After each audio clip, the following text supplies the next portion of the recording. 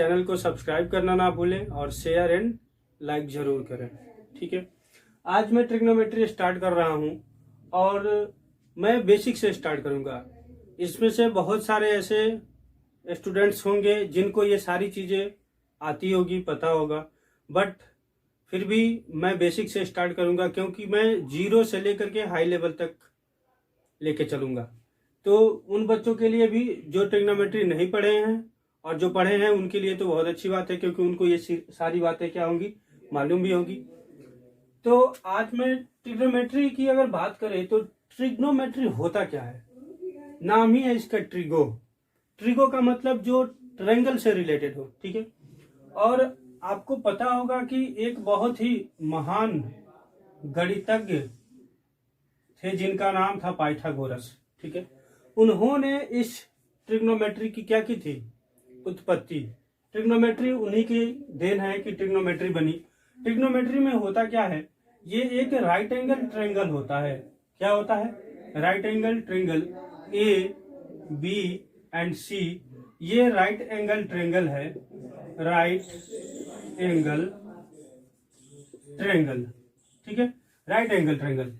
इस right angle triangle में जो पाइथागोरस जी ने बताया था, उन्होंने एक पाइथागोरस थ्योरम भी दिया था। क्या दिया था? उनका थ्योरम ये था, जैसे आप अगर इसको मान लो, इसको बेस मान लो। क्या मान लो? ये बेस होता है जिसको हम हिंदी में आधार बोलते हैं। ठीक है, ये क्या होता है? परपेंडिकुलर होता है। परपेंडिकुलर होता है। ठीक है, परपेंडिकुलर मीन्स इसको कहते हैं लंब। लंब। और ये जो होता है हाइपोटेनस होता है, जिसको हम कहते हैं कर्ण कहते हैं। ठीक है, के भी कहा जाता है, कर्ण। ठीक, तो ये बेस है परपेंडिकुलर हाइपोटेनस। और जो पाइथागोरस थ्योरम है, उन्होंने ये बताया था कि ये जो हाइपोटेनस होता है ना, हाइपोटेनस जो होता है, हाइपोटेनस का square is equal to perpendicular का स्क्वायर प्लस बेस के स्क्वायर के बराबर होता है। ठीक है, और ये राइट एंगल ट्रायंगल की एक सबसे बड़ी बात होती है, सबसे अच्छी प्रॉपर्टी है कि जहां पे भी 90 डिग्री का एंगल होगा, उसके सामने वाली जो साइड होगी, भुजा होगी, वो क्या कहलाएगी? कर्ण कहलाएगी, हाइपोटेनस कहलाएगी। ठीक है, चलिए, तो यहां से क्या चीजें निकल के आती है? यहां से दो चीज आपको याद रखना है, दो चीज, हिंदी मीडियम के लिए भी और इंग्लिश मीडियम के लिए। आप लोग बचपन में पढ़े होंगे लाल बट्टे कक्का, लाल बट्टे कक्का। और एक है P B P H hypotenuse, height B. ठीक है, ये चीजें आपको ध्यान में रखनी है। अब देखिए यहां पे होता क्या है, उन्होंने साइन थीटा की वैल्यू, कॉस थीटा की वैल्यू और टेन थीटा की वैल्यू बताई थी। मैं इसके आधार पे आपको उनके रेशियो के बारे में बताने जा रहा हूं। ठीक है, कि किस तरीके से यहाँ पे ट्रिग्नोमेट्रिकल रेशियोज बने थे। क्या? Trigonometrical ratios. ट्रिग्नोमेट्रिकल रेशियो मतलब त्रिकोणमितीय अनुपात, जिसको हम कहते हैं त्रिकोणमितीय अनुपात। अब यहाँ पे ये जो एल है ना, इसको आप साइन मान के चलना, साइन थीटा। ये ए कॉस थीटा और ये होता है आपका टेन थीटा। ठीक है, क्या? Tan theta. फिर ये नीचे जो होगा, ये होगा आपका कोसेक, और ये सेक, और ये क्या होगा? टेन होगा। ठीक है, सेम यहां पर भी वही कंडीशन है। यहाँ क्या हो जाएगा? साइन होगा, यहाँ पे कॉस हो जाएगा, और यहाँ पे क्या? टेन हो जाएगा। यहाँ पे कोसेक, यहाँ सेक, और यहाँ पे क्या होगा? कॉट होगा। ठीक है, अब जो ट्रिग्नोमेट्रिकल रेशियोज है बच्चे, क्या होता है? ट्रिग्नोमेट्रिकल की अगर रेशियो की मैं बात करूं तो साइन थीटा का जो रेशियो होगा वो अब यहीं से निकल के आ जाएगा। Sine theta, sine theta, theta की वैल्यू कुछ भी हो उससे फर्क नहीं पड़ता, जो वैल्यू आएगी वहां पे देखी जाएगी। ठीक है, तो साइन थीटा की अगर हम बात करें तो वो क्या हो जाएगा? लंब बट्टे कर्ण, मीन्स परपेंडिकुलर अपॉन हाइट। क्या होगा? लंब बट्टे कर्ण, यानी परपेंडिकुलर अपॉन हाइट हो जाएगा। ठीक है, कॉस थीटा की अगर बात करें तो यहां से क्या हो जाएगा? आधार बट्टे कर्ण हो जाएगा। क्या होगा? आधार बट्टे कर्ण। और यहाँ पे क्या हो जाएगा? आधार बट्टे हाइट। क्या हो जाएगा? आधार बट्टे हाइपोटेनस हो जाएगा। ठीक है, ठीक इसी तरीके से अगर टेन की मैं बात करूं तो टेन थीटा क्या हो जाएगा? लंब बट्टे आधार, और यहाँ पे क्या हो जाएगा? यहाँ पे परपेंडिकुलर बट्टे आधार हो जाएगा। ठीक है, क्लियर है, समझ में आ रही है बात। तो ये कंडीशन है। अभी इसी का अपोजिट भी होगा, जैसे यहाँ पे sine theta cos theta tan theta की बात हो गई। जब कॉस थीटा लेके चलेंगे तो इसी को आप रिवर्स में लिख लो, इसी को क्या करो रिवर्स में लिख दो। तो कॉस थीटा की अगर मैं बात करूं, ये साइन थीटा हो जाएगा एल बाई के, और यहां से देखेंगे तो परपेंडिकुलर अपॉन हाइट हो जाएगा। ठीक है, परपेंडिकुलर अपॉन क्या हो जाएगा, परपेंडिकुलर अपॉन,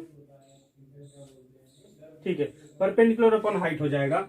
उसके बाद अगला क्या हो जाएगा, यहां से कॉस थीटा आधार बट्टे कर्ण, और ये लंब बट्टे आधार है, और यहां से इसको कंपेयर कर लेंगे। उसी तरीके से कोसेक थीटा की अगर हम बात करें, कोसेक थीटा, तो यहां पे क्या हो जाएगा, कर्ण बट्टे लंब हो जाएगा।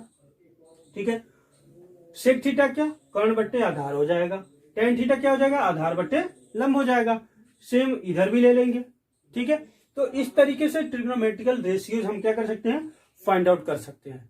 उसके बाद एक बहुत इंपॉर्टेंट बात और है कि ये जो राइट एंगल ट्रायंगल बनता है, यहाँ पे ट्रिपलेट्स बनते हैं। क्या होते हैं, ट्रिपलेट्स। ये तो ठीक है, रेशियो की बात हो गई कि ऐसे ऐसे रेशियो रखेंगे, क्योंकि जो क्वेश्चंस बनेंगे वो इसी से रिलेटेड होंगे।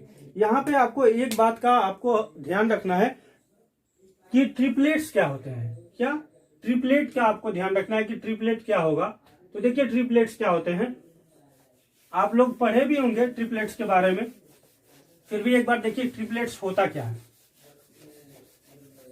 ट्रिपलेट्स, जैसे यहां पे मैं कह दूं 3, 4 और इसको अगर मैं 5 मान लूं, तो ट्रिपलेट का मतलब ये होता है कि यहां से कर्ण का square is equal to perpendicular का स्क्वायर प्लस बेस का स्क्वायर, दोनों बराबर होने चाहिए, उसी को ट्रिपलेट कहते हैं। अब ट्रिपलेट का बहुत ही इंपॉर्टेंट रोल है ट्रिग्नोमेट्री में, क्योंकि क्वेश्चन जब आते हैं तो वहां पे सारी वैल्यू नहीं दी गई होती है, हमें कुछ वैल्यू निकालनी भी होती है। तो आप कैसे ट्रिपलेट को इजी वे में निकालोगे, उसको देखो कैसे होगा। जैसे हमने क्या कर लिया, यहाँ पे 3, 4 और 5 ले लिया। अब आपको ध्यान रखना है कि चलो मान लो हमको 3 मिलता और बाकी का ट्रिपलेट हमें फाइंड आउट करना होता, तो कैसे करते। ठीक है, तो आपको ये बात, दो बातें याद रखनी है कि आपको ये जो फर्स्ट नंबर है वो चेकआउट करना है कि वो इवन में है कि ऑड में है। क्या इवन में है या ऑड में है। ठीक है, इवन में है या ऑड में है। ठीक, अब यहां से देखो, अगर इसको हम देखें तो ये किस में है, ऑड में जा रहा है, ऑड में। तो इसका जो ट्रिपलेट्स होगा बच्चे, वो क्या हो जाएगा, ऑड में जब होगा तो इसी का स्क्वायर -1 करेंगे, बाई 2 करेंगे। तो देखो जरा 3 का स्क्वायर 9, 9 - 1 8/2 किए तो हमको क्या मिला, 4 मिला। ये फर्स्ट मिडिल टर्म के लिए। और जो लास्ट टर्म होगा हाइपोटेनस, उसके लिए क्या करेंगे, 3 का स्क्वायर प्लस 1/2 करेंगे। तो यहां से 3 का स्क्वायर 9 + 1 10/2 करेंगे तो क्या आ जाएगा, 5 आ जाएगा। मीन्स हमें ट्रिपलेट मिल गया, मिल गया। मीन्स आप यहां से कह सकते हो कि अगर हम इसको n मान ले, क्या मान ले, n मान ले, और n अगर ऑड नंबर है बच्चे, n ऑड है, अगर क्या है, ऑड है, तो हमेशा हम क्या करेंगे, जो मिडिल टर्म निकालना होगा n² -1/2, एंड जो लास्ट टर्म होगा जिसे हाइपोटेनस कहते हैं वो n² + 1/2 होगा। ये बात हमेशा आपको क्या करनी है, याद रखनी है। क्या करनी है, याद रखनी है। समझ में आ रही है बात। चलो जरा इवन की अगर हम बात कर लें, क्या करें, इवन नंबर की बात करें। आप देखो ये जो 3, 4, 5 है ना, इसी को बेस लेकर के चलो। आप यहां से किसी भी नंबर का इसमें मल्टीप्लाई कर लो, 1 का करो तो सेम आएगा, 2 का अगर मल्टीप्लाई कर दे तो यही नंबर क्या हो जाएगा, 6, यहाँ पे 8 और यहाँ पे 10। बट हाँ, एक बात और ध्यान रखिएगा, ये जो ट्रिपलेट्स होते हैं ना बच्चे, एक नंबर के एक से अधिक ट्रिपलेट्स हो सकते हैं, बट आपको उससे परेशान होने की जरूरत नहीं है। जो क्वेश्चंस में होगा उसी के अकॉर्डिंग हम वहां पे ट्रिपलेट्स क्या करेंगे, रखेंगे। ट्रिपलेट एक से अधिक हो बट आंसर हमेशा क्या आएगा, सेम ही आएगा। ठीक है, चलिए यहां से ये क्या हो गया, 6, 8 एंड 10 हो गया। अगर मैं 6 की बात करूं तो यहाँ पे ये क्या है, इवन नंबर है। क्या है, इवन नंबर है। जब भी इवन नंबर आएगा, जब भी बच्चे इवन नंबर आएगा उसका हाफ करेंगे। क्या करेंगे, हाफ करेंगे। इवन नंबर का हाफ करेंगे। हाफ करने पे क्या आ गया, ये 3 आ गया। क्या आ गया, 3 आ गया। उसके बाद 3 आ गया। जब हाफ करेंगे ना बच्चे तो फिर क्या हो जाएगा, 3 का स्क्वायर -1। अब यहाँ पे डिवाइड नहीं करेंगे, यहाँ पे डिवाइड नहीं करेंगे। जब भी इवन आएगा उसका हम हाफ करेंगे और n² -1। अब जरा चेक करो, n² -1 करोगे तो 9 - 1 = 8, मिडिल टर्म मिला ना। फिर सेकंड कंडीशन क्या हो गया, n² + 1, यानी ये 10 भी मिल गया।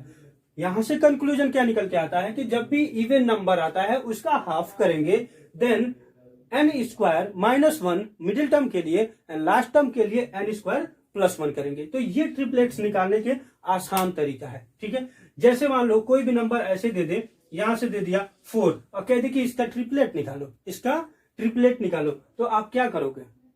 अगर 4 दे दिया है और इसका ट्रिपलेट निकालने की बात करें तो आप कैसे निकालोगे?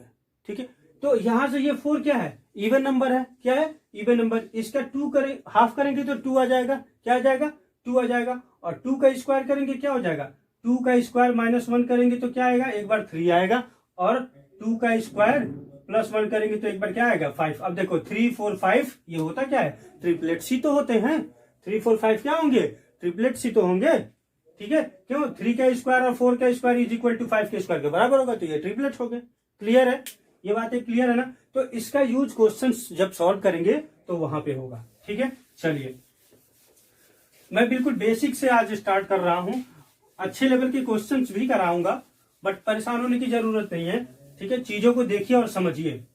आगे देखिए क्या होगा। जैसे क्वेश्चन ऐसे पूछ दे, sine theta = 3/4 and find cos theta. कभी कभी ऐसे क्वेश्चन भी पूछे जाते हैं एग्जाम में। ये नहीं कि बहुत ही इजी है तो ऐसा नहीं पूछा जाता है। इससे रिलेटेड थोड़े हाई लेवल के क्वेश्चन आएंगे, बट बेसिक कॉन्सेप्ट जानना बहुत ही जरूरी है। अब साइन थीटा = 3/4, मैंने अभी ट्रिग्नोमेट्रिकल रेशियो बताया था कि साइन थीटा की वैल्यू क्या होगी? साइन थीटा की वैल्यू क्या होगी? क्या बताया था अभी मैंने? साइन थीटा LAL, लाल बट्टे कक्का, बताया था ना। और एक और चीज बताया था, PBP/HHB। ठीक है, तो ये देखो क्या बताया था?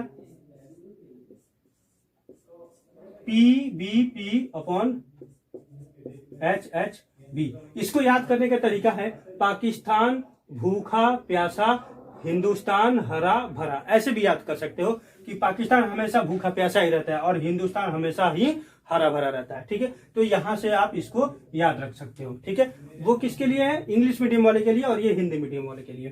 ठीक है, अब यहाँ पे साइन थीटा की अगर मैं बात करूं तो क्या है? लंब बट्टे कर्ण है, यानी लंब बट्टे कर्ण, यानी अब यहाँ पे क्या? 3 और कर्ण कितना दिया हुआ है? 4। लंब बट्टे कर्ण, लंब बट्टे कर्ण 3/5। इसको क्या कर लो? 5 कर लो। यहाँ पे क्या हो गया? 5 हो गया। क्लियर है? लंब बट्टे कर्ण। तो हमको अभी क्या चाहिए? परपेंडिकुलर चाहिए। और परपेंडिकुलर के लिए क्या करना पड़ेगा? हमें मालूम है कि हाइट का स्क्वायर = P का स्क्वायर + B का स्क्वायर है। और मैं आपको ट्रिपलेट्स भी बताया था कि अगर 3 और 5 है तो उसका जो थर्ड नंबर होगा वो हमेशा क्या होगा? 4 ही होगा। क्या होगा? 4 ही होगा। तो यहां से cos थीटा की वैल्यू नहीं निकल जाएगी? cos थीटा की वैल्यू क्या है? आधार बट्टे कर्ण। आधार क्या है? 3। आधार क्या है? 3 है ना।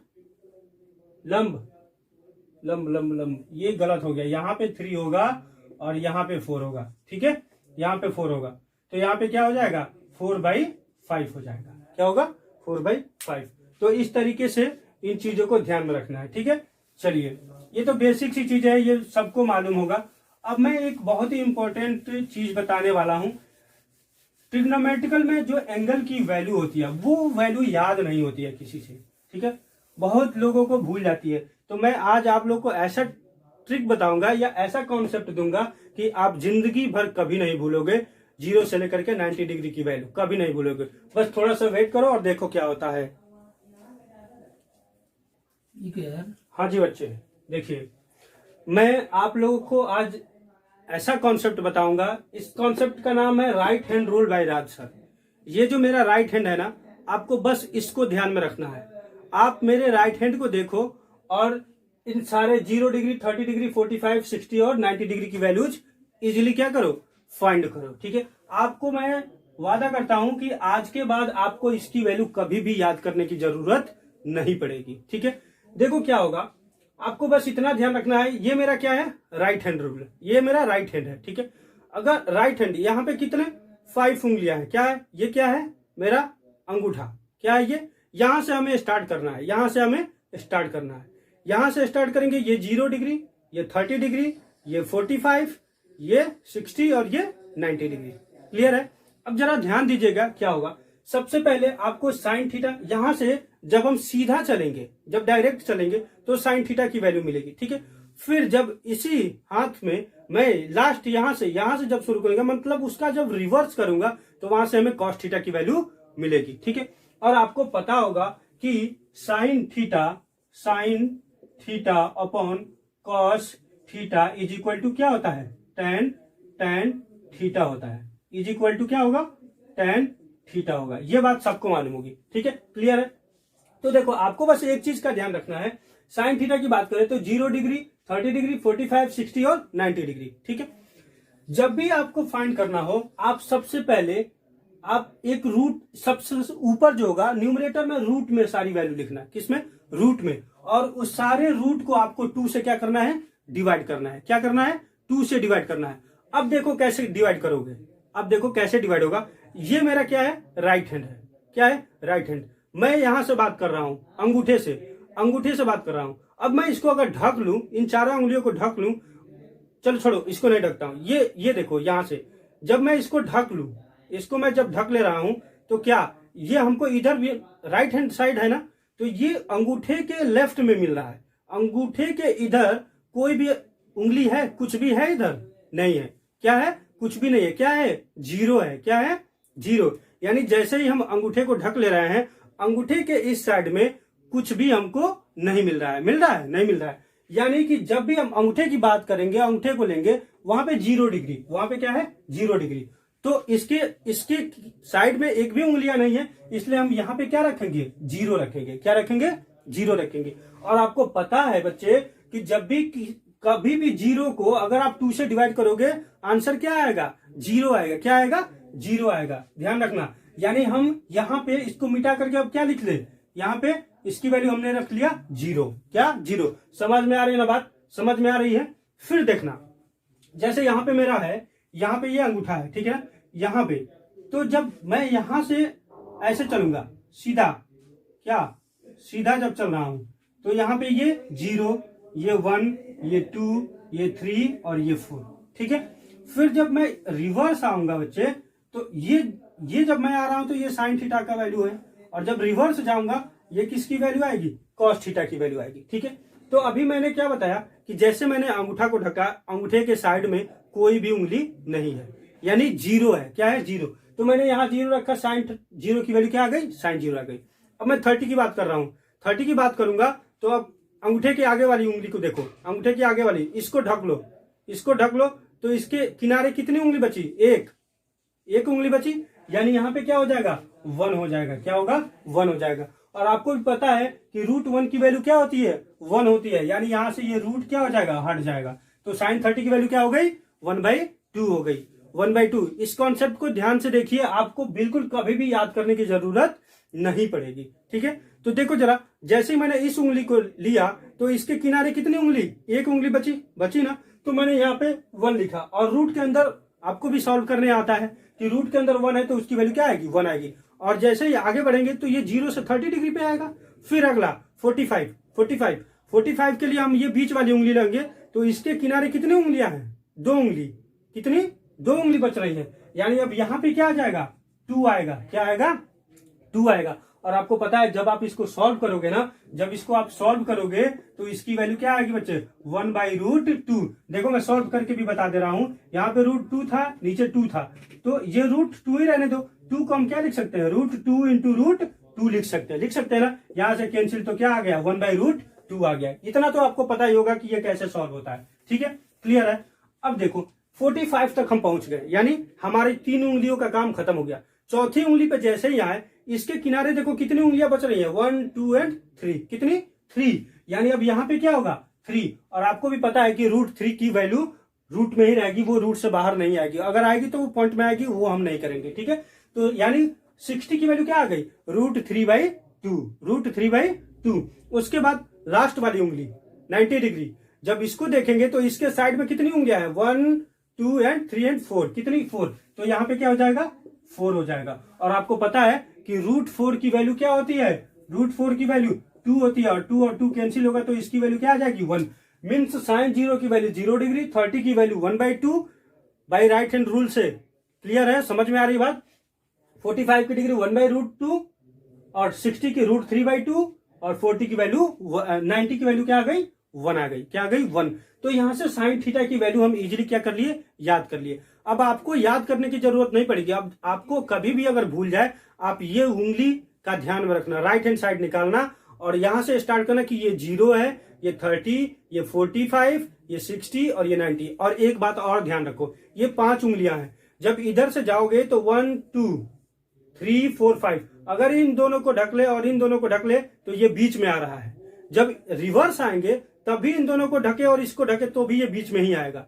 यानी इस बार इससे एक चीज साबित हो गया कि cos 45 की वैल्यू हमेशा क्या होगी? 1/√2 ही होगी, क्योंकि इनका जो प्लेस है वो हमेशा और हमेशा क्या है? सेम ही पोजीशन पे आ रहा है। ठीक है, क्लियर है।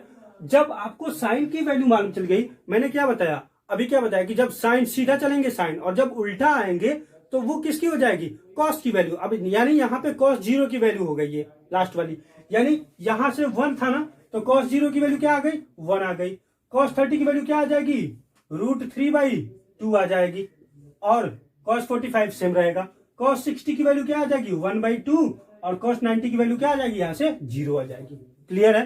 तो यहां से आपको याद करने की जरूरत नहीं है, आप बस यहां से राइट हैंड को फॉलो करिए और इजीली इसकी वैल्यू फाइंड आउट करिए। ठीक है, तो जब साइन और कॉस मिल गया तो tan तो इजीली निकल जाएगा ना। tan में किसी की भी वैल्यू निकालने को बोले, आप साइन थीटा कॉस थीटा की वैल्यू रख दो, वहां से सॉर्ट आउट कर लो, निकल जाएगा। क्लियर है, समझ में आ रहा है ना? ये कॉन्सेप्ट क्लियर है कि नहीं है? इस तरीके से आप थीटा की वैल्यू आराम से क्या कर सकते हैं? निकाल सकते हैं। आपको याद करने की जरूरत नहीं है। और एक बात और ध्यान रखिए, यहाँ साइन का अपोजिट कॉस होता है, tan निकल जाएगा तो tan का अपोजिट क्या होगा? कॉट होगा। क्या होगा? कॉट होगा। और आपको पता ही है कि साइन का एक जो उल्टा होता है sine theta is equal to 1/कोसेक थीटा। तो वहां से कोसेक की भी वैल्यू हम क्या करेंगे? आसानी से निकाल लेंगे। या cosec theta is equal to 1/साइन थीटा हो जाएगा। क्लियर है ना? यानी अगर कोसेक 0 की वैल्यू की बात करें तो हमें मालूम है कि 1/0 है। और मैं आपको पहले भी बताया हूं कि जब भी किसी नंबर को 0 से डिवाइड करते हैं वो क्या आता है? नॉट डिफाइंड आता है, मीन्स इनफाइनाइट आएगा। क्या आएगा? इन्फिनेटिव आएगा। ठीक है, तो यहां से ये चीजें क्लियर है। बाकी मैं अब इससे रिलेटेड क्वेश्चंस कल लेके आऊंगा। आप इस चीजों को क्या करिए? प्रैक्टिस करिए। बाकी मैं कल क्वेश्चन लेकर के आऊंगा इससे रिलेटेड। तब तक के लिए बाय बाय।